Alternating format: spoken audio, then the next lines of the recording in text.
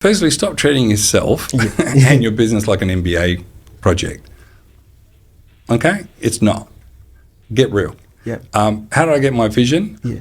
I wanted to be on Wall Street. Now I'm working for the man and the woman on the street. Yeah. Why? Because I had a car accident. I wrapped myself around a tree to help somebody what? Pay less tax, move money overseas, legally, might not be ethical. Yeah. I'm trying to live with yourself. So you got to find your own purpose first. And that was the first thing. First, be true to yourself. What's your purpose? How do you want to be remembered? I don't mean that in an egotistical well, but in a way, how do you want to be remembered, the people you care about, and the things that you care about? How are you going to leave this dent? That's the first point. What does it take to scale to 7 figures and beyond and grow with purpose? Tune in for stories, strategies, and tactics from founders and business leaders who've been there and done that. Welcome to another episode of the Scaling Business Podcast. Today, I'm really excited to be sitting here with my friend, David.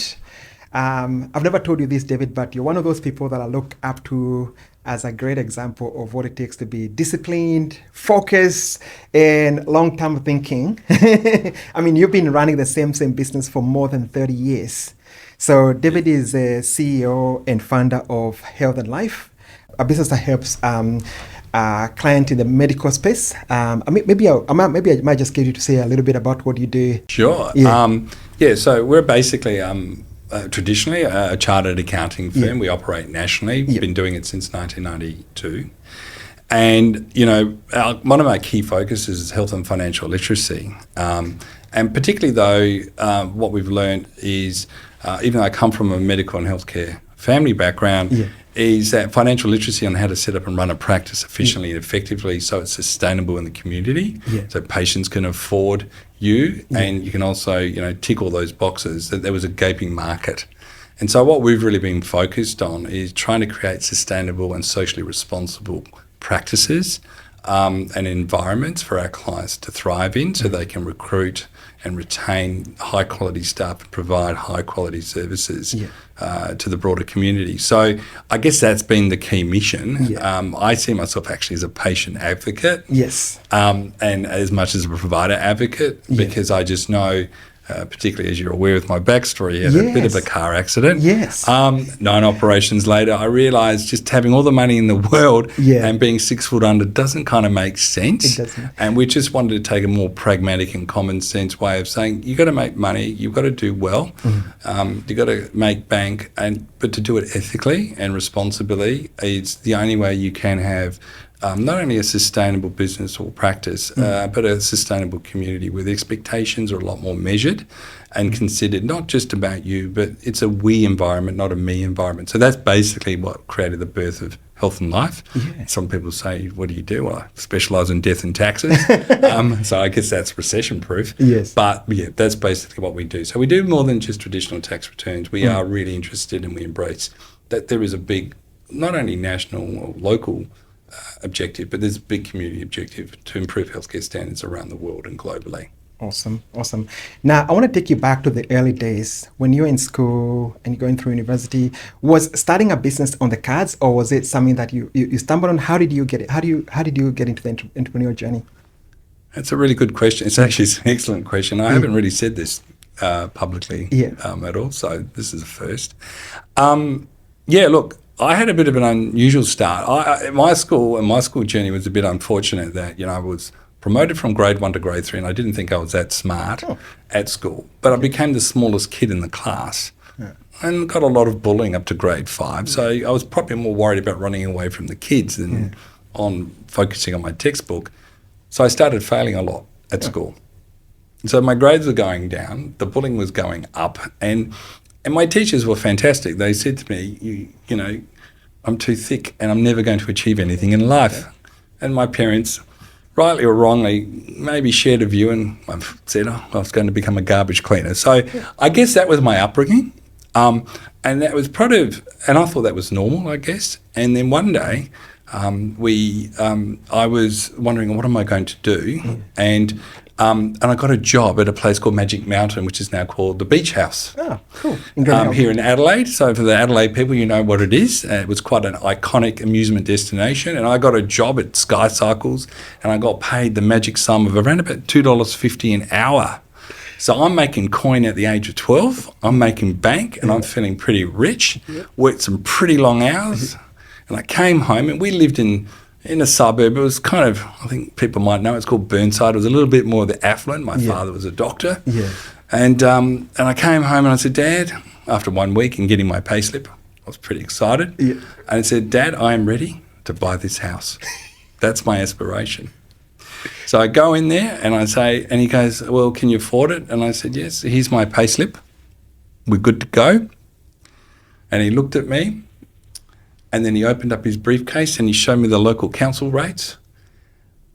And I went into a personal financial crisis at the age of 12, and I thought, I cannot afford this. There were so many zeros next to my pay packet. Yeah. And it was at that point, I had that one moment, and I thought to myself, I'm in trouble. I'm not good academically, because I asked him what he did, and he says, I'm a doctor and I didn't like blood. And so the next thing I said to myself, I've got to find something else to do. I wasn't getting much career advice. And then one day, I went to a little Catholic school called St. Ignatius, which is a lovely school. And it was tennis. It was actually a Saturday morning, and one of the kids at school was there.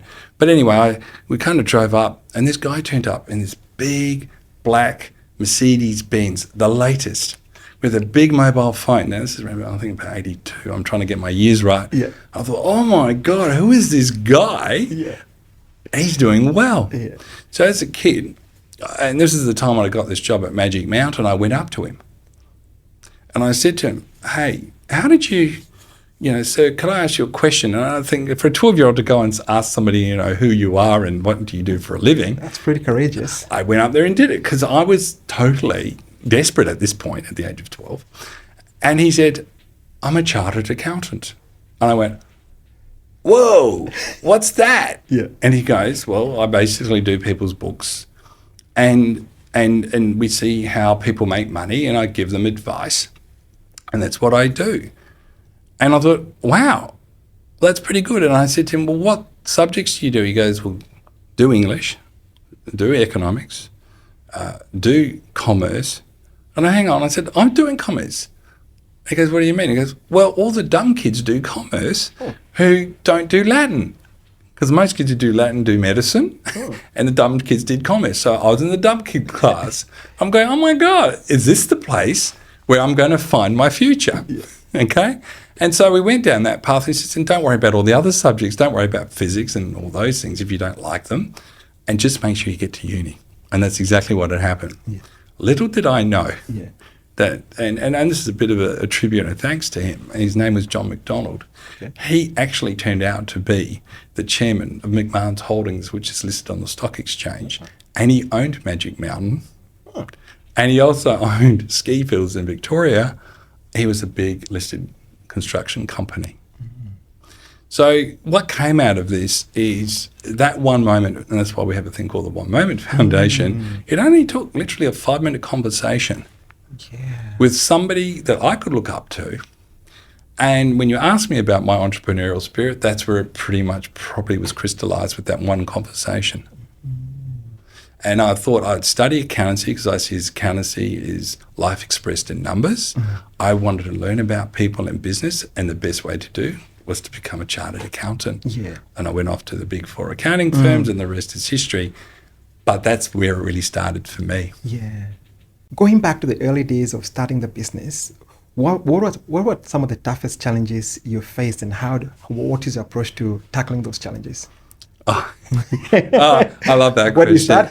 Well, there was something a bit unique in Adelaide at the time because I was kind of always a very socially orientated person. I do a lot of community service. I actually got a lot of community service awards, even from the High Commission of the Indian Community. I was the treasurer of the Indian Association. And here in South Australia, the migration rules were pretty much, most of the Indians here were all doctors. Yeah.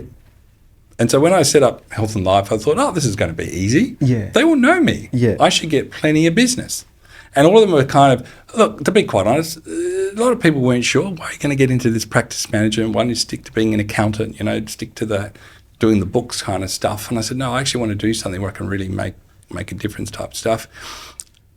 And some were supportive, but let's be honest, 99% never crystallised into business at all.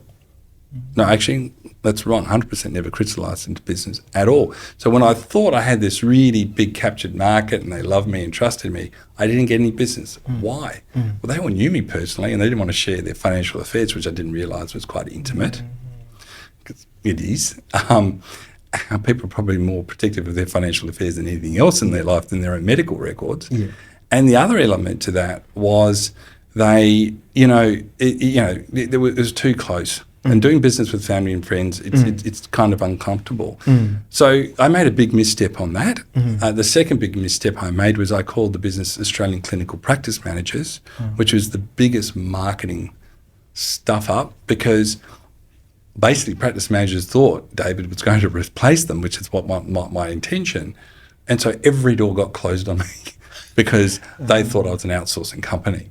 So the reality is I didn't do my market research well in terms of what I called my business and what people first thought.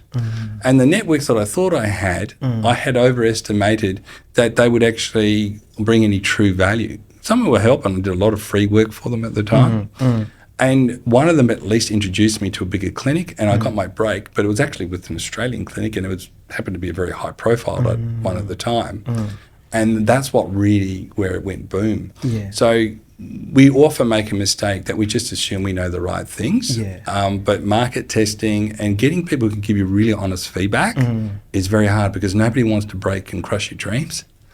And none of us are not ready for the brutal truth. Yes. And until you actually are in a position where you can accept that, will you go forward and don't be upset if somebody gives you something negative? And look, still, I remember when I went and joined public practice in my accounting profession, people said, you're crazy just to specialise in medicos.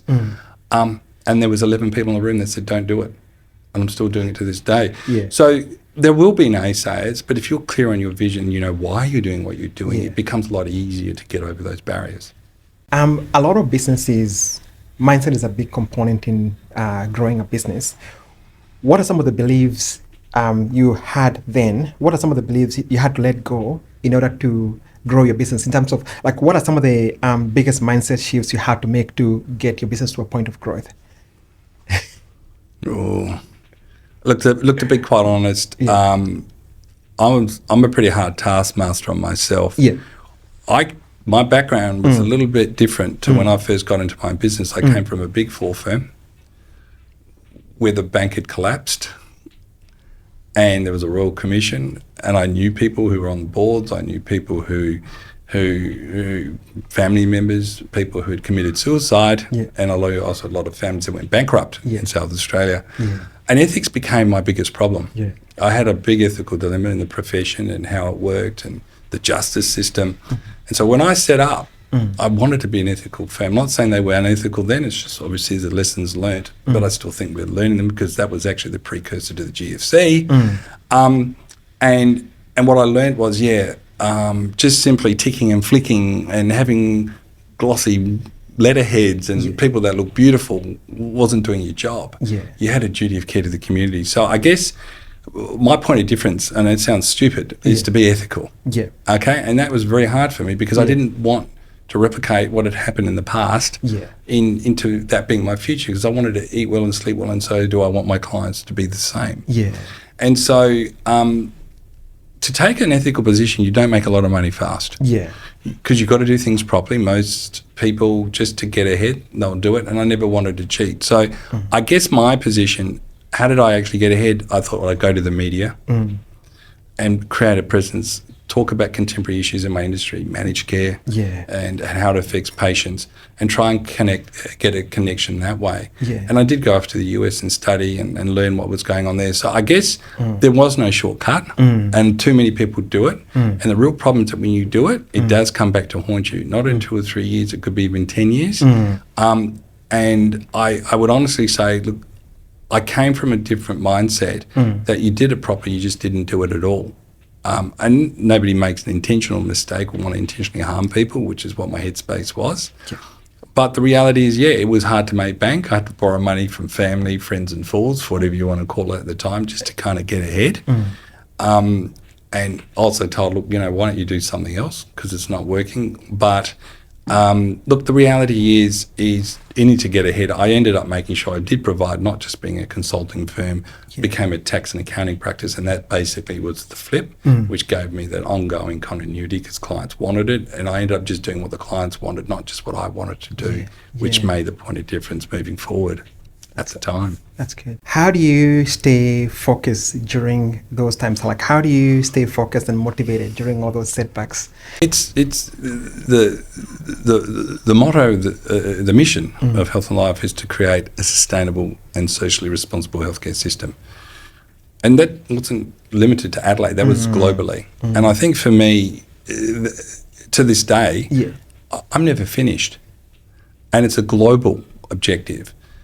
And until I see that we're making a global impact, that's what keeps me motivated because I know it's going to do good. And I think that's one part. But that's also because I do care about people a lot and I do care about the community, even though some people don't. And that's okay, that's their choice. But I see myself as a humanitarian first and a business person third and a professional person second. So that duty of care is really important, saying, but this is the right thing to do it the right way and to be a leader, even though I might be leading only 2 people. I'm comfortable with that. I'm comfortable not having 20,000 clients. I'm happy to have only 2 quality clients who share a similar vision. So part of it is basically being clear on your vision and sharing with like-minded people, and they'll stick around and they're very, very loyal. But every time you compromise, what you do find, it's harder to cope, and you don't. And when you stop believing in yourself, this becomes your biggest nightmare. You become your biggest enemy. So, having a clear vision, sticking to your principles, just trying to improve and doing things better, smarter, quicker. Understanding that you're not trying to take advantage of people. That you got to leave something on the table for both sides. Having that triple win there for the community, yourself, and the client, that when those setbacks happen, you go, look, I wasn't a mean person, didn't try to do the wrong thing. I've now learned from it, and the key is to learn from it and capture it, leverage it, and make sure it doesn't happen again. And that's how I kind of get through it. It's very expensive when you make a mistake in business. You can't undo it. You can't unsay things. The best you can do is learn from them. And if I'm learning, I'm feeling good. If I don't learn, I get pretty upset with myself. And sharing that with your staff and sharing that with your clients, saying, okay, we didn't quite get this right, but this is what we're going to do to fix it. I think these are really, really important because at the end of the day, the mindset has to be, you have to be of good conscience, particularly if you're in healthcare, and you have to mean and be kind to people, and you have to be grateful that people might not be able to afford to pay you for whatever reason. And you understand that. And there's that fine balance you got to keep. But the bottom line is, if you're doing it for the greater good, for me, then I don't mind making the mistake because that's one of those lessons I've got to learn, that I've got to understand and write it down and make sure I can share that like today. So then we can all move forward and not keep looking back and always having basically a shopping list of regrets. That doesn't help anyone. That doesn't. And I think one thing I've always admired about you is you're very vision driven, you're very mission driven. People are not very vision and mission driven. Is it something that came to you? How did you go about developing your own mission and vision? And how would you recommend to someone who is starting a business or maybe growing a business, and because if you don't have a mission and vision, at some point you sort of end up going everywhere. Is there a process you go through? Is there a way you'd recommend for someone to set a mission and vision for themselves and their business? Well, firstly, stop treating yourself and your business like an MBA project. Okay? It's not. Get real. How did I get my vision? I wanted to be on Wall Street. Now I'm working for the man and the woman on the street. Why? Because I had a car accident. I wrapped myself around a tree to help somebody pay less tax, move money overseas, legally, might not be ethical. I'm trying to live with yourself. So you got to find your own purpose first. And that was the first thing. First, be true to yourself. What's your purpose?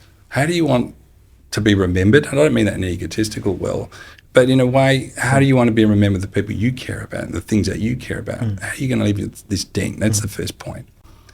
And that's what happened when I had the car accident. And sadly, because I had the car accident, there's no way but to look up. I had lost everything around me. Yeah. You know, it doesn't look good that you've had a car accident on the job. It's not like everybody's offering you a job. It was in the middle of the recession. There was only one way, and that was up. So you've got to basically, and that's probably sometimes when a lot of people start their businesses, when they can't get a job, can't keep a job, and who realise that they're different to everyone else. They can't just fit into the normal 9 to 5 day routine. Yeah. And it's great to actually hit rock bottom because you know what, you've got a blank canvas and you can do what you want, and that's the first step. The second step for me was realising, obviously, the car accident and meeting so many doctors and great healthcare people, that health is really important to me now, and I didn't realise that as much. And the real reason why people make a mistake, they're very transactionally driven. They're not relationship driven. They're not trying to relate to the community. They're not trying to relate to, the greater good. And what happens is that they're just trying to make a quick buck out of somebody, and that never lasts, and it comes back to catch you. Yeah. And we get caught up with too much social media, flashy car, trophy house, trophy spouse. Yeah. So we make a lot of wrong decisions. And, you can make a lot of money, but I've seen people make a lot of money and then buy the car that they can't afford, and then they lose their business. They end up having to pay for things they can't afford. And it's because their metrics and what they measure, which tends to be more material and less soulful and less self-reflective of who they are, they haven't understood their own purpose. They're just trying to impress people that they don't like, getting into debt and buying things that they don't like. And all I could say to people is step back and look at yourself and say, well, what do you like? Who do you want around? Hang around with people you like to aspire to, and don't hang around those people that you don't. Because, you don't all have to be rich. You don't all have to have multiple qualifications. Yeah. You don't all have to be good looking. You choose what you want to be, and understand you're making that choice, and it's an active choice. And once you do that, you're in control. Yeah. And then you start making the right decisions. And then when you make a mistake, you don't care because you're actually now quite clear why you're doing what you're doing. And that's probably the biggest mistake people make. And I would say work on relationships, don't work on treat people as people, and work on their relationships, and don't treat people like transactions. Yeah. Because making money is not why you do what you do, it's a result of what you do. It's a result, yeah. So you've been in the same industry, you've been in the same business, in the same niche for more than 30 years. Have you thought of broadening out and broadening your customers, or what have you find as the pros and cons of being really focused on one niche versus I'm an accountant, I'm a chartered accountant, we can do sorts of different things. What's been some of the pros and cons? Well, have you ever been tempted to swap? So have you been tempted to do it, or have you always been very focused? Sorry. Yeah, you're right. I've never really been tempted to diversify outside the industry specific area. Okay. And simply because I would see a lot of accountants do that, and they become a jack of all trades and a master of none. And then all they're doing is basically, entering numbers into spreadsheets, and really they don't have a contextual or deep understanding of what they're doing, so they can't bring any true value. We do benchmarking. Why? Because we just focus on one industry. We kept a longitudinal benchmark for 33 years, so we know the financial anatomy of our clients, and I can pick that up in a second. But if I'm doing farmers one day, I'm doing digital website companies the next, there's only so many hours in the day you can keep track of it. And all those industries have very, very unique and specific factors that make them tick. So what I realise, and that's probably where I'm very different to a lot of other industry, a lot of the accounting firms, is they all say, we do medical, but it's part-time because they're also doing all these others. And they've just got some marketing function, and they're probably making their money out of the financial planning or the insurance they sell, which is a side hustle, which ethically I have issues with. And they're not remaining true to their core constituents. So I'm about really understanding them. I've become an ACPAL surveyor, which basically means I can go and accredit. For 10 years, I used to accredit practices and could do a Bowie Dick test on a steriliser as much as sign their tax return. Nobody in Australia was in that sort of position. That's how much I was committed to my sector. And that's why you become quite different, because you become a vertical expert in their industry, which is what they're looking for. And you can see things with a much richer and deeper horizontal, vertical view or 360 review that no other can see. I call it a 4D view. And that's why I become less myopic. And that's why I can see bigger problems, because I can have a better top-down view and bottom-up. And therefore, when people see me, they say, well, David, if you look at my LinkedIn profile, it says, oh, you're strategic. Yeah. But then you also understand the granular detail right down to the tax man saying, that GST is not quite right for that medical consumable. But that's what you get from being what's called a subject expert and specialist. And that's where the world's moving. I just don't think you can spread yourself that thin in any industry you're in. You've got to pick your industry and really work that niche, because people will soon work out that they're going to end up moving on. And I think that's the thing. They'll know you're not authentic, and they know you don't really specialise. Yeah. So that's why I picked this. Well, I picked this sector because of the accident, but that's why I've continued to focus on it. That's awesome. So what I've noticed over time is your product and services have evolved. What's been your approach to creating products, to product development, and coming up with products that your market really, really wants? Because you've evolved your offering over a period of time. You started off with chartered accounting, now pretty much, yeah. Okay, well, a lot of exciting things in the horizons, I'm sure. Yeah. That we'll talk about in future when you're ready. All right. Yeah. Look, I started off as a consulting firm wanting to help doctors. Yeah. Right? The reality is I was competing against accounting firms that he's an accountant, so then I'd get kicked off the job. Yeah. So then I had to become an accounting firm in order to do the consulting work, which I really liked. Yeah. Right? So that was the add-on, the accounting firm. I wanted to be the consultant, the go-to advisor was really what I wanted to do. But my client said, no, you got to do both. You can't do one without the other. So we started doing the accounting firm. And when I started doing that, they had this big, serious legal obligations. And we knew that a lot of doctors weren't getting paid properly and a lot of practices weren't getting it right, and everybody was assuming software systems worked. So we ended up building a program called the Doctor's Pay Calculator, which is a tax compliance tool. And suddenly we were doing software now.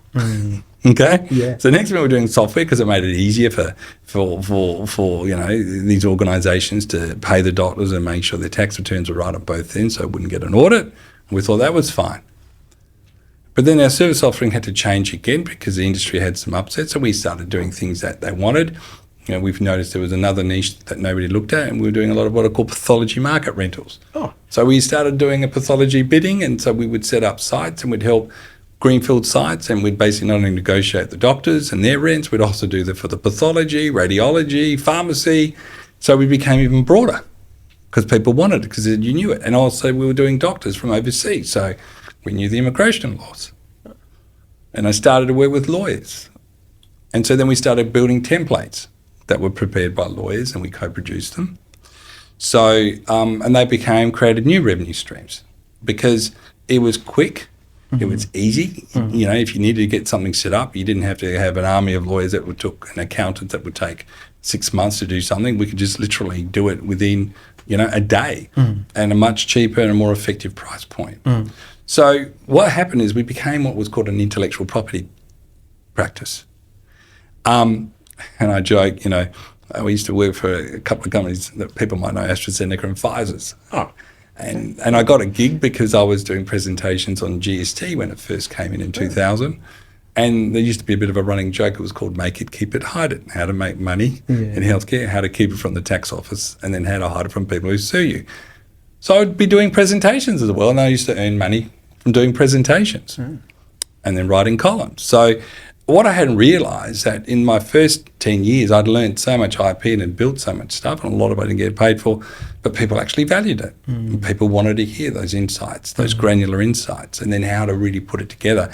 And so over a period of time, we started building software, we started building, templates and stuff like that, so then people could have more of a turnkey solution. Yeah. And so they could move fast and quick and with speed. And what we realised with doctors is they don't like signing things, but when they do, they're more stickier, and people love things in writing. And, so we worked with the law firms and basically build contracts and stuff that looked at fair work rules, ATO rules, contract rules, and then we went to the tax office and we've told the tax offices what we're doing, and then the tax office is now considering our work and saying, well, these should be national benchmarks. So the whole idea about us is we weren't trying to produce things because we got nothing else better to do. Yeah. We were trying to fill a need that wasn't being filled. Yeah. And so it's a natural evolution. And so, yes, and now we have a national software company as well with what we do, which complements our existing services. So now we do consulting, we do tax and accounting, and now we provide a software solution. Yeah. So it's an evolution. It's not something because you're going to make a buck. It's more because you're trying to fill a need is why we do it. Yeah. So you're constantly listening to what you're marketing, and because you're very vertically integrated, you're able to sort of tell what they need and provide the next thing they need. Yeah. We don't want to do what the local accountant does. Yeah. That's stupid. Yeah. We want to do what they don't do. Yes. We want to give our clients a competitive edge. Yeah. So that's the point. You come to us to give you a competitive edge. You come to us because you've got a difficult problem that nobody else can solve. I actually tell people who want to come to it, could you please go and speak to all these other firms? And then if you still need us, then give us a call. And it's quite deliberate because it's really important they do see what's out there. And when they speak to us, they go, God, you covered so much more in 1 hour that I've had to speak 3 months to different lawyers and accountants. They go, yeah, you are different. And that's because I'm in the media. Yeah. We do get lots of feedback from across Australia, from all different walks of life. Plus we've got clients live. We're able to capture and leverage that information in real time and push it to the market and democratise that information through technology. Talking of media, you have really managed to carve yourself as an authority in the industry. Anything to do with media and the healthcare industry, you managed to be a voice. Is that something you deliberately architected, or is it something that you found yourself getting? How do you get to a point in time whereby you're able to get that much attention, so much so that if someone is talking about the healthcare industry, most likely they're going to associate that with you?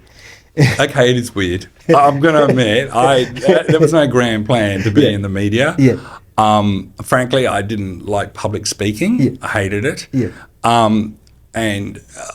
And how did it happen? More by accident? Yeah. Everything I say sounds like an accident. It's true. But the media thing really started when I went to America to do my research back in '92 after my car accident. And I saw what was happening in healthcare. And I started, and that's why I wanted to be in healthcare. I wanted to see, we want the best healthcare for all Australians in Australia.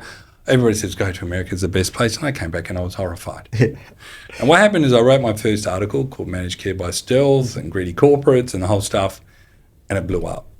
And in fact, there was only 14 people at my original presentation, but they happened to be all the presidents from all the medical colleges around Australia. I didn't realise it. I was just making this statement, and it's not quantity, it was quality. Yeah. I had the biggest thought leaders in the room. Yeah. And here I'm this kid, and I think I was only about 28 when I did, and I wrote the paper. Yeah. And the journalist picked it up and said, man, this is groundbreaking, Managed Care by Stealth. And, the $1 billion corporate industry and what's happening here in Australia. And I pretty much lifted the lid on it. So once I did that, it got a lot of ratings. And I guess for a lot of the media companies, I rate for them. People read their newspapers. So I'm like cash to the media companies with my content. Yeah. And the content is unique. Yeah. And it's not because I'm trying to produce unique content. Yeah. It falls on my lap. Yeah. Once you're in the media, people then send you all their stories, all their problems. Yeah. And then I go, okay, maybe there's an angle, maybe we can fix it. But we'll go and fix it. We'll go and talk to the tax department if somebody's being hurt. I'll go and talk to the professional service reviewer for doctors being unfairly treated. Yeah. We ran a federal Senate inquiry. Oh, wow. Against the Medicare watchdog. And I'm in the Hansards. I'll organise a petition to have a full, in-camera Senate inquiry to fix the problem. So it's not necessarily me looking for trouble. I see the trouble. People ask me to help. I don't charge for it. If I really believe in their cause, I'll go for it if I think it has a systemic effect on all of us and it affects patient care. Yeah. So I guess that's probably why I attract the media. And because I don't take sponsorship money, and that's why you won't see me driving a Rolls Royce and all those fancy things that I probably could if I decided to look the other way, I just try and take a very, what's called centred view. I don't take a political view, whether it's Labor or Liberal, and healthcare is very, very political. I take a pragmatic view and stay centred. And I guess that's what's probably attracting all the attention. But I research. I go and read the act. I don't just wait for a lawyer. Yeah. And then I really research it before I publishing or saying anything. And that's probably what the media likes and respects, and that's probably why they come to me, because I can actually back up what I'm saying when a lot of people don't walk the talk. Yeah. Does that make sense? It makes a lot of sense, because if you combine the fact that you're very vertically integrated, so you've been in the same industry for a long time, a lot of benchmarking, so obviously knowing your stuff and then doing your research, you combine that, and obviously the media is going to always appreciate that.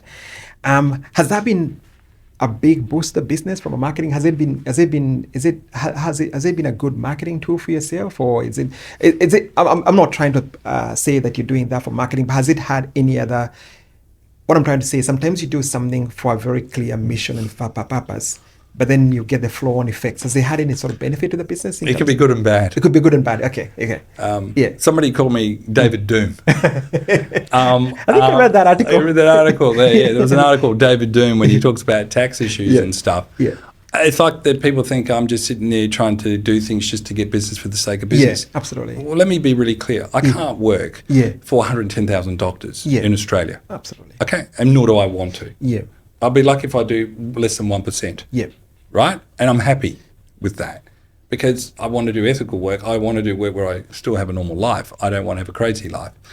I guess people sadly see, this is all about making money. But no, I'm actually trying to raise contemporary issues that will affect the sustainability of your practice. Yeah. And I'm trying to tip you off to do something. Yes. And so you basically have a group of people that really like you. Yeah. I'm sounding like Tay-Tay, isn't it? Yeah. And then people who don't like you. Yep.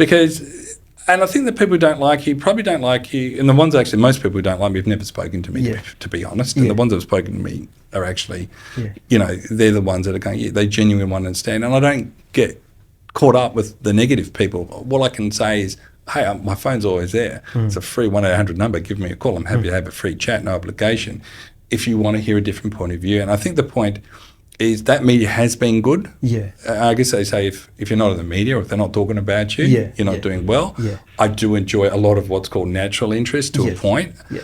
And it does create a professional business profile. Yeah. Is it immediate? No, you can't really tell. Yeah. I mean, marketing is so stupid. It's not like you can't do one article and the phone rings. It doesn't. Yeah. This is something you do it over 5, 10, 15 years. You can't just do one off. It doesn't work like that. Yeah.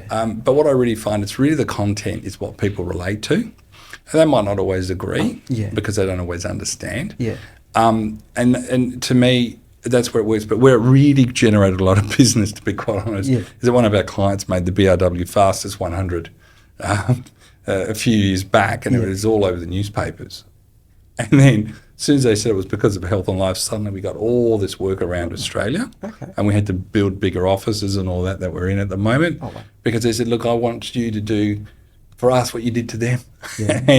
And I think that's probably where the media is very, very powerful. Yeah. When one of your clients wins big awards, and we've had many clients win many awards, and that's probably the most powerful way to get more business is when your clients do well. Yeah. So we always want to see our clients do well, not because of, but that is one of the benefits, I guess. Yeah.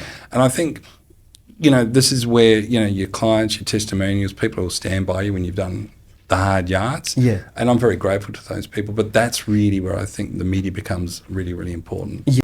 I want to talk a bit more about operations, because that's something that we've had different conversations about, and something that I always admire what you've done. As your business grows, what are some of the bottlenecks or challenges you face, and how have you been able to sort of streamline those processes? Yeah, look, I work in the world called tax and accounting and in the commercial world, and at least in tax, I mean, there's 10,000 pages in the Tax Act, and it changes like every month, and it's like standing on quicksand, and we're supposed to know it right to the last letter. Yeah. So it's really hard to keep up and give the advice, let alone know that something's changed and process it. So really the key thing is systems, which a lot of people pay lip service to it, but the biggest problem is what systems do you use? And thank God technology's changed. Certainly in the last 10, 15 years, it's made a lot easier. So you have things like Basecamp or Rike or Asana or all these programs have been really useful for basically, capturing all this information, having all these tasks, being able to assign people to tasks and or to a project with subtasks. And that's one of the key tools that we use. We use a program called Rike to do the scaling. So therefore it allows to democratize the information and particularly when you need, absolute granular detail on a particular matter. And then with things like Google Chat, which has been fantastic. So, you can just sit there and you message people, including your clients. You can go into a video conference, you can record it, you can keep the whole transcript, you can even summarize the meetings, a program called Tactic. So you move really fast and you can do summaries, instant summaries to people on what you've discussed. And so this is where, technology has been fantastic. And then the third element is automation in all of that. Now it's just getting, you can get programs now where you can just automate a lot of these tasks. So we spend a lot of time writing manuals. People say, well, that's a waste of time. Well, if you're trying to capture and leverage and you're growing, you haven't got time to keep training every new staff member what to do. But now with manuals, with videos, people can learn in real time. At a certain level, not be too overwhelmed, and that's been very useful. But now you've got, if you've been very careful at doing your manuals and your processes, it's now becoming a lot easier now to. And we talked about it a bit earlier about going agentic, which is where you can use AI to start trawling through that information and actually helping your staff and your clients. Because the more you can put your IP pen to paper, for the want of a better word, or in this case in the cloud, where it can actually go through all that information and data, it's a lot quicker, you can process and then produce information at a much more cost-effective, high-value, high-quality way. So to me, the key is systems, automation, delegation, in order to scale and actually having what's called a central source of truth and making sure that the ecosystem of your communication systems all have one centralized talk point. In this case, we use Google Chat and that radiates to various specialty programs that we use. And even when it comes to coming to work in the morning, all the staff have to sign into the town hall, good morning and good night. So we know they're there because we've got people working off-site as well. So it's a great way to maintain a virtual community, including with your clients, where everybody feels in real time you're always available, even though you're not physically, but people feel safe knowing that you're there. So with technology and team, I wanted to talk about the team a little bit. What's been your strategy to attracting the top talent and making sure that they're able to get in there and start producing as soon as possible? Honestly, we get a lot of applications. Okay, so we don't have a problem with people applying to us. In fact, only this year we went and applied. So we won 10 accountants from India and we got like 3,000 applications in under 3 weeks and it broke our system. So it's not a problem as application. What we're looking for is quality, not quantity. And this is the key bit. What we've worked out is a lot of people do want to work for us. It's an exciting environment. It is. We are living in a very exciting environment. I think it feels like Suits. There's always some drama on, there's some litigation going on, somebody's getting divorced or somebody's trying to rip somebody off. We tend to do a lot of the tough jobs, or we're taking on the tax office. It's a lot of fun. I can tell you, this is not it's not a boring place like maybe some other accountants. So we do get hires from across all the universities. But what we actually do is we have a slide deck which has got 128 pages with a trick question at the bottom. It's a very simple one.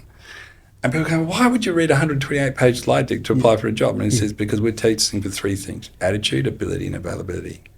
There's too many people who apply for jobs like Tinder and they swipe left and right. So this actually self-filters them out. So out of the 3,000 we got, we only had about 10 that applied properly from India. And the same here. And that's how we select people. Because if they've got the time and the patience to read the slide deck, which is actually a flexibility, freedom, culture slide deck, that's telling them, this is who we are. This is what we're looking for. And if you've got the patience to read it, it means you care about us, you're learning about us, we're learning about you, and you're learning about yourself. And right at the bottom says, say that you're excited and put that in your covering letter. And if I say that in your covering letter, it's what it only takes me it takes me 6 seconds to grant an interview. So we guarantee an interview if you've gone through that process, because we were hiring people with the right attitude. It's not the qualifications. We can do all that other stuff. But if you don't have the person with the right attitude, the right fit, who's hungry, who's curious, who's humble, who doesn't feel, they need to be CEO tomorrow, you've got somebody you can work with. It's somebody you can build and grow. And that's basically the first step is, I do those hires personally. Yeah. I don't let any staff member. Okay. And you only have one interview, and it's with me. Okay. If you get through that process, because basically everybody, 99% of people will not go through that process. Okay. And we're happy. We don't apologise. And some people say, oh, but David, sometimes I'm walking down the town and they go, well, you never responded to my email. I said, well, I did. If you read the application, it said that, if you'd gone and read the slide deck, you would have got a job with us. Yeah. And, at least an interview. And I said, you don't have attention to detail, and that's what we're testing for. I'm going to read 10,000 pages of the Tax Act and keep up. If you can't even read this slide deck, you won't have the patience or the persistence or the attention to detail that we need to execute fast. So I'm happy to give that feedback to people. Yeah. And sometimes when people ring up and complain, I say, well, I explain it to them. They go, yeah, you're right. Anyway, well, remember next time. Yeah.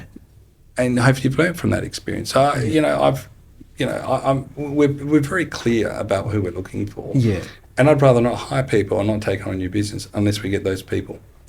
It makes total sense. As you've grown your business, how has your role evolved as a leader? As you've gone through, had more staff, had more responsibilities, had more zeros in terms of your expenses, how has your role evolved as a leader in the process? Well, when you're starting up and you're a startup and you're a solo person, a solopreneur, I guess you call it. Yeah. You're not a leader because nobody's following you. Yeah. but people these days start their business and get a Facebook page and call themselves CEO. I think you're a leader, and that's fine. And I guess you've got to be aspirational. I respect that. You've got to think big for these things to happen, yes? But you really become a leader by the first staff member you hire. They're watching what you're saying. They're seeing what time you clock off. They're watching how you speak. And that's when the real leadership starts. It's from your first hire, right? And then what you got to ask yourself is, and this is really the second or third one that gets really more interesting, because then when it's just two of you, your best of mates, but when you get in 3, 4, 5, 6, 10, 18, you get all these personalities that come in. And potentially what happens is you get so big, everybody starts forming their own little cabals. And it gets very hard to manage and complicated. And people are losing their vision, and people are really coming to have a good time rather than to maybe do work. Particularly if you're trying to be that great boss, where you're saying, look, I want you to be disciplined but loosely aligned. And people say, I'll be a great boss, and, don't worry about this and don't worry about that. And what happens is you get a bit confused. You're saying, is this about leadership or likership? And I've had that problem because I think I'm a nice guy and I want to be nice to my staff, but you can't. And you then suddenly have to go, no, hang on, you didn't come to work on time, and you got to start calling people out and saying, well, that's not what we do here. And I think that's where the real leadership starts to kick in, because the only reason why you're doing it is because you're burning a big hole in your bottom line. You're going to go broke unless you bring it together. So I guess the issue is I did become, a trustee of the Governance Leadership Foundation. So I was selected back in 2000 to be that, and that's where I learned about leadership and leading from behind and not from front, and being more of a servant to the staff and saying, here, I'm here to help you, not the other way around, not you work for me. So I work for my staff at the end of the day because they're the ones that make me look good, right? So to me, my idea of leadership is one of servitude, right? It's not a title or a position. I just do that because people at least want to know that's where the buck stops.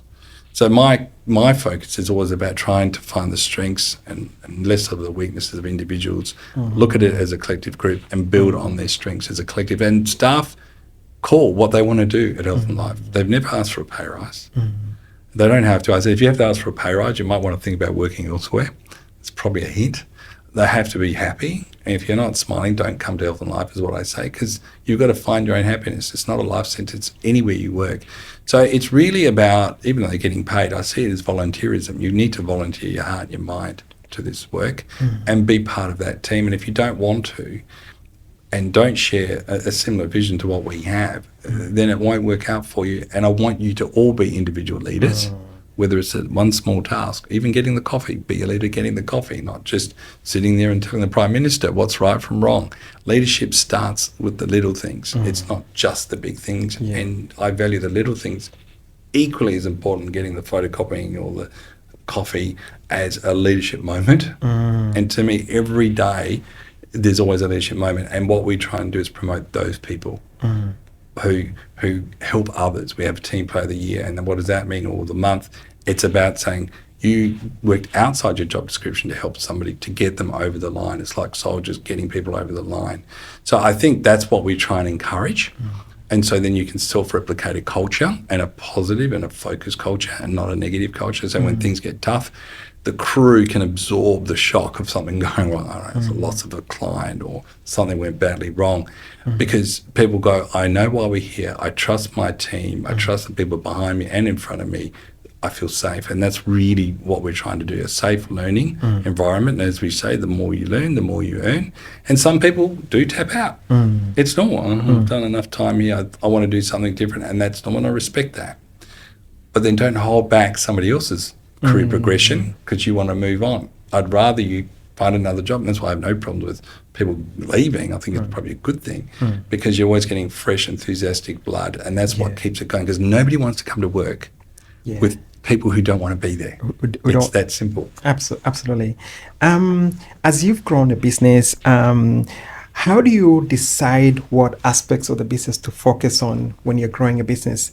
Do you have some sort of a framework, to decide I should focus on this is the right timing or not the wrong timing? How do you go about deciding what to prioritize on, what growth initiatives versus not to focus on? Look, in running any business, it's called risk and return. Yep. And all I focus on is my clients' risk and return. Yep. That's the only reason they pay us. Right? Now, they might not always appreciate it. Yeah. Now, it could be a tax man and they don't appreciate it. And they're saying, well, I'm making enough, David. I don't have to do all this. And I said, yeah, but if the tax man knocks, it's a problem. Timing is really important. Until one of their mates gets audited, nobody seems to worry about it. It's not in my back garden. Now, I will focus on that because I know that problem's not going to go away. It's not a question of if, it's when. So what I focus on, if that has a big systemic issue, how are we going to look? And I'll spend time on it, even though nobody else in the marketplace, all my colleagues are saying David's being ridiculous, I will focus on it because I know it's a ticking time bomb. First thing. Second thing is I then focus on what does the client need to know in terms of them making bank. Oh, they need better set of financials, they need budgets, benchmarks, or, hey, there's a better pathology deal or leads going. And I make sure we communicate that to them in advance, saying, look, there's some real opportunities. So basically the whole idea is the client's the one that pays you, and I want them to be happy paying us. I don't like them begrudgingly like a dentist paying their fees. Yeah. Right? I don't want to be one of those guys. I've said to one or two clients, you're wasting your money on us. Yeah. You should spend it on somewhere else where you do care about the advice you get. And it's okay.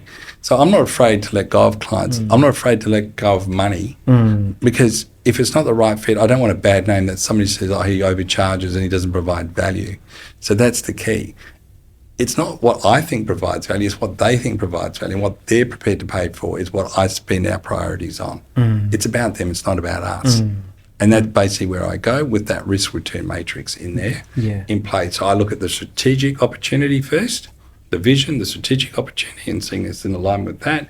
Then I look at the operational risk and opportunity, and then that's the third element, that's the filter that we go through. And then we say this will have a higher priority because this has a bigger significant impact, so new Fair Work laws or whatever. They might not appreciate it now, but in 6 months we know they're all going to get letters. I'll give you an example here in South Australia, payroll tax for doctors. Yes. 60% who applied for exemption, 100% of the 60% of practices here in South Australia applied for exemption basically admitted that they weren't tax compliant for years, for a decade.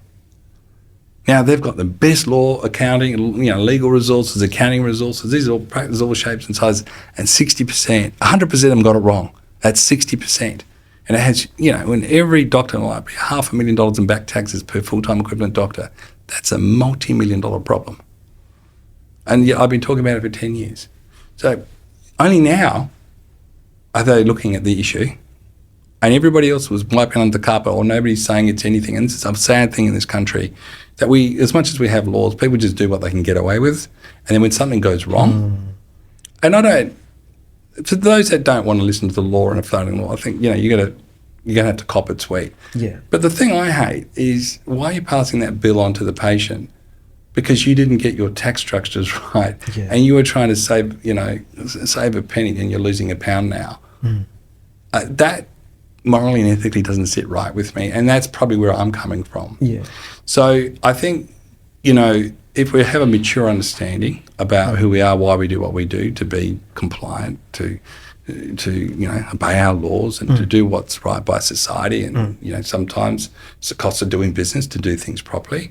I think we'd be living in a much better and happier world where we're not mean and harmful to each other. And I guess that's where that's the philosophy behind why we do what we do and what sort of things we do produce.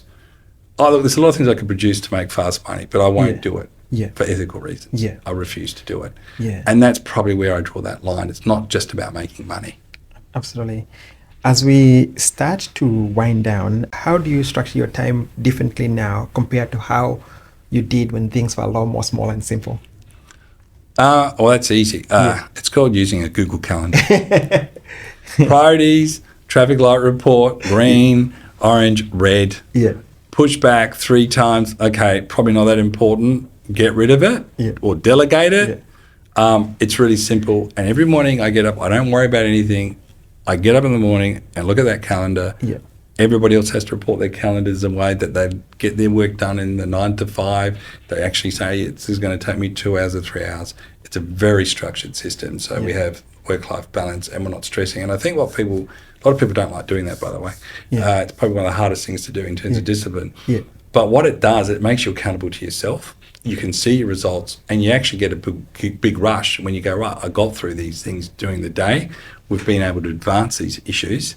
And it keeps everyone on the same page because you can tag people into it. So to me, it's really simple. That's what I do more now. Yeah. Because you've got so many different people and moving parts using project tools that sort of back into it. So it makes it really easy to drill down to those calendar tasks and execute what you've got to do for that day. So I don't stress about stuff. Yeah. Like people worry about this. Did I do this? Forget it. I've got the worst memory. Yeah. It's on my phone, and I live and die by it. Yeah. And I encourage people to do it. And actually, I had this mother actually wasn't single, working for me, and she said, David, I hated your calendar system, and I really want to resign. Yeah. But once I did it in my not only my work life, but also my personal life, it's changed my life. I can getting so much more done. Yeah. And that's called focus. Yes. And what the good thing about a calendar is it gives you that sense of focus, purpose and completion. Yeah. And I think it does something to your dopamine or something there. It triggers it off. And it actually has a really good feeling because people want to feel in control. So that's how I stay in control. When people are out of control, I say that's where we go to. Whenever there's a crisis, go back to your calendar and let's just map it out. What can you do? Step it out, work out the priorities, work out whether you need to bring somebody in or not, and away you go. So every morning, everybody has to go through their calendars for about 10 minutes, and then we move forward. What's next in your business growth journey? What excites you about the future? AI? Yeah. Even though we're not supposed to. But so what actually happened, I went to India, came back. One of the biggest problems I found was that I got sick, and not all my medical records were with me at the time. Even though I asked the doctor to send it, it didn't quite come in time. So I'm not having a go at the doctor. It's okay, but that's the reality. Yeah. And the worst thing is I'm terrible at remembering whatever medical problems I have. Not that I have a lot, but I had I was on some blood thinners at the time. Yeah. And they needed that information. In the emergency hospital when I was flying back, I had too much pollution in my lungs at the time. I was in Mumbai Hospital. And what I realised, and there was a light bulb moment here, is said, wow, if we get sick or ill, who's got our medical records? Who's hanging on to all this information? It's not the doctors. They might only have a little piece of that information. Who's keeping all of it? It's a bit like going to the accountant and they've only got one invoice. You've got to give them all the invoices for the year for them to give them an analysis of how much money you made or didn't make. So we came up with a project called Family Connect. Okay. And basically it's tracing a family tree because when I went to India, I couldn't remember all my family members. It was 40 years later. So I was a bit embarrassed. So this was by accident again. And then I just realised, wow, this is great. And actually I did find out certain family members had a certain, whether it was, a history of cancer or otherwise. I thought, this is great. I actually learnt more about my family, my health condition, also who was successful, who went to Harvard or who went to Cambridge University. So even the young ones, my nephews and nieces said, I didn't know we had people like that. I said, can you put me in touch? And I thought, okay, let's create this thing called Family Connect. So we've been working on a software program called Family Connect AI. Yeah, awesome. And that's basically helping people stay, I guess it's Facebook, but it's a private version. Yeah. and basically keeping everybody connected with each other, and also helping them with medical records and making appointments and doing summaries. So when you go and see a doctor, the doctor can actually have cited reference to all your medical records. So then when you see a doctor, you don't have to keep remembering your grandmother's pills or even your own, and so you can have a high quality consult. So we're actually down a fair bit in that project, so we have dev teams doing that at the moment. So and we want that to go global. So we've got people working all around the world, because it seems to be a problem elsewhere around the world. So that's pretty exciting, and that's what our next step is. And it's, I hate saying that word Uber, but it's like an Uber app, and it'll profile your health condition so it can match you with doctors who actually do specialise in those areas. So if you do have a mental health problem and you've got suicidal ideation, you don't turn up to a general psychiatrist that says 6 months later, because that's the wait list, I don't do 24-hour suicide watch. I think that's terrible for patients, and that's terrible for, providers, where at the end of the day, something like a little bit of extra information to help people screen and make timely appointments, because it's sometimes hard to get across town and take time off work, that this tool is going to basically bridge what's called that expectation, that knowledge and skills gap. And so, we're working pretty hard on actually closing that gap. That's exciting. Knowing now what you know, 30 years down the line, more than 30 years down the line of running this business, what advice would you give businesses that are sort of starting to thinking of growing? Not necessarily starting, but people that are, they've started a business, but they're now thinking, we need to start to scale, we need to grow this thing. What sort of advice would you give them? Networks. Get in touch with mentors who've had skin in the game. Yes. Right, who've actually made mistakes, and they can actually tell you, not somebody who's going to cite you some Harvard reference. Yes. All right, this is not an academic exercise. Yes. This is about your life and your livelihood. Yeah. It could end up in a divorce, something worse. Yes. So I think it's really, really important to really find like-minded people who are authentic and are not just telling you their big game. And when you really look, I think we talked about it, underneath there was a lot more form than substance. So I think that's probably the biggest thing. If there's anything that I can recommend is mentors, and I had a lot of good ones which were not formally mentors, and these were, and I shout out to Dr. Peter Hyson. He was the famous Hyson tunnels. He was the grandson of the Hyson paintings. Peter's the one that actually taught me about vision, because that was one of my first clinics down at Morpheville Medical Centre when you go Anzac Highway. And Peter talked about his father going off to France and learning about paintings, and he became an international and world-renowned painter. And he talked about the vision and doing something for the greater good. And that was really impressionable. To this day, I remember it, and I'm really grateful to him. And we did a lot of great things together. And, he says, David, you need to have a vision for the future, and then you need to be clearly articulating it and living it and breathing it. And I think when you meet people like that, they're, what I call founders. Right. I'm sorry, I don't mean to be rude to people who are not founders of a business, but to me, every founder who I've ever met, whether you've got an MBA or not, you've got one from me. It's called the MBA of life. Yes. When you put your money, where your mouth is, you have my respect, instant respect, because it takes a lot of courage to do that. Yes. It's very easy to have people criticising from the keyboard or from the armchair, but when I see somebody who's what you call grinding, you have my time and you have my attention, and how a mentor helps you reflect and contextualise right from wrong on what to do next. And they have great networks, and they can introduce you to other people, so you're not reinventing the wheel. The other thing is I'll be probably using YouTube a lot more, because the content's pretty good. Yes. Make sure you have really good research skills in terms of prompting, but fact checking on Perplexity, so fact check me, and if you look at it, you can actually find people who do have the substance. Yes. It's not like it was back in my day where I didn't have internet in my day. Now, before I meet you, I know everything about you by going to Perplexity, and if I'm going to come here, I'm going to know everything about you before I come, and you will save a lot of time, save a lot of money, and know that you're talking to the right people. So it's so much easier to get ahead today as an entrepreneur, a solopreneur, because the technology is at your fingertips. The only thing that's holding you back is imagination and a bit of courage, and being able to just meet and talk with people, so you can get to a bit more of the granular stuff. But there is no reason why you can't be successful locally or globally today. any more here in Adelaide than you are in San Francisco or anywhere else. I think it's a level playing field. It is. I agree. Thank you so much for your time, David. I really appreciate your insight. I'm sure a lot of people are going to enjoy the lessons you've learned. Really appreciate your time. Thank you so much for tuning in. It's a pleasure. Pleasure.